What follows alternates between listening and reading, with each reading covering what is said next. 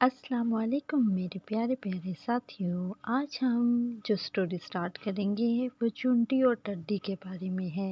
ایک چونٹی تھی، وہ کہیں جا رہی تھی۔ راستے میں ایک ٹڈا ملا اور ٹڈا کہنے لگا، چونٹی بہن ذرا رک جاؤ، اور چونٹی رک گئی۔ پوچھنے لگی، کیا بات ہے؟ ٹڈے نے کہا، میٹھی میٹھی ہوا چل رہی ہے، آؤ باغ میں کھیلیں۔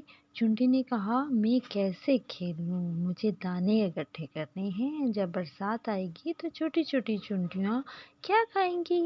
مجھے گھر بھی ٹھیک کرنا ہے، برسات کے بعد پانی سے گھر ٹوٹ سکتا ہے۔ ٹڈے نے کہا، ہم تو کھیلتے ہی ہیں جی۔ ایک دن بادل آ گئے، بارش ہونے لگی۔ ٹڈا بھیگتا ہوا آیا چونٹی کا دروازہ کھٹکھٹانے اور کہنے لگا، چونٹی بہن مجھے بھی اپنے گھر میں تھوڑی سی جگہ دے دو، میں بری طرح بھیگ گیا ہوں۔ جب تک بارش رکے گی اس وقت یہاں رہوں گا، پھر چلا جاؤں گا۔ چونٹی بولی، بھائی ٹڈے، تم نے سارا سال کام نہیں کیا، تم نے اپنا گھر نہیں بنایا، مشکل وقت کے لیے کچھ اناج بھی جمع کر کے نہیں رکھا۔ جاؤ، میں تمہاری مدد نہیں کر سکتی، جو سستی کرے اس کی سزا یہی ہے۔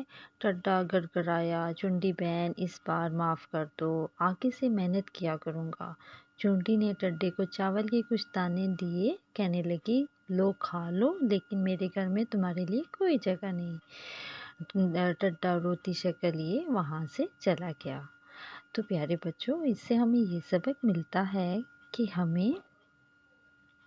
کہ ہمیں اپنے فیوچر کے متعلق ضرور سوچنا چاہیے اور اپنے آج کو اچھا بہتر بنانا چاہیے کہ ہمیں مشکل پیش نہ آئے، اور اپنے بچوں کے لیے اور اپنی فیملی کے لیے ضرور سوچنا چاہیے، اور اپنے گھر کو بھی اچھی دیکھ بھال کرنی چاہیے۔